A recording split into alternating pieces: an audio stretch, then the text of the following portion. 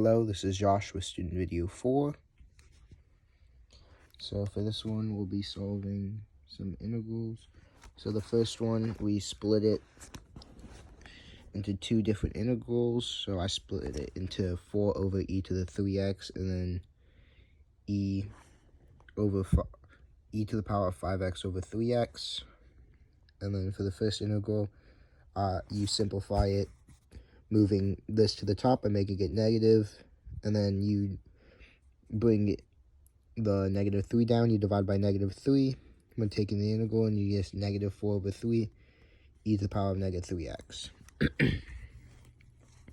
And for this second one, I simplified it by subtracting the top exponent and the bottom exponent and the top end exponent, and you get e to the power of 2x.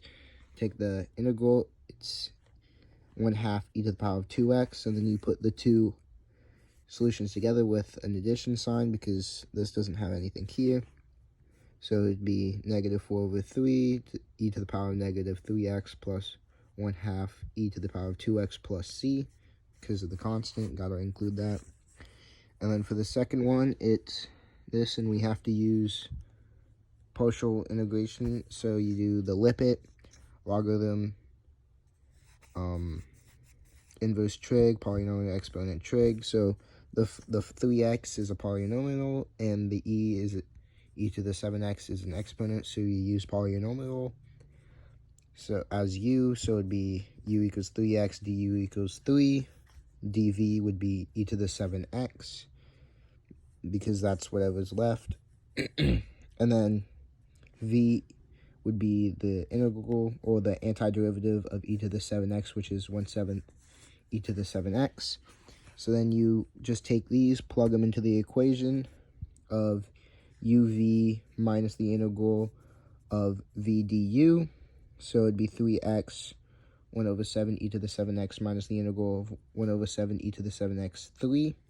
Simplify that to 3/7x e to the 7x minus the integral of 3/7 e to the 7x. And then we just take the integral of this part, which you just divide the 7 by, well, you just multiply it by 1/7, which is just 3, which would just be 7 times 7, which would be 3/49, and then you put the e to the 7x stays plus c, and then you just bring this part down. That's the second one. The third one is we have to find the integral. So I split the cosine. I split the cosine squared from the cosine, and I used the trig identities to switch cosine squared out for 1 minus sine squared x, and then I FOILed the sine 7x into the 1 minus sine squared x, and got sine to the 7th x minus sine to the 9th x cosine x. And then from there, you just use u substitution.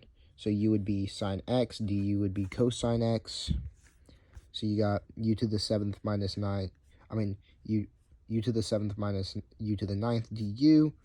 And then you just take the integral of that. It's really easy. It's 1/8 u to the 8th minus 1/10 u to the 10th plus c.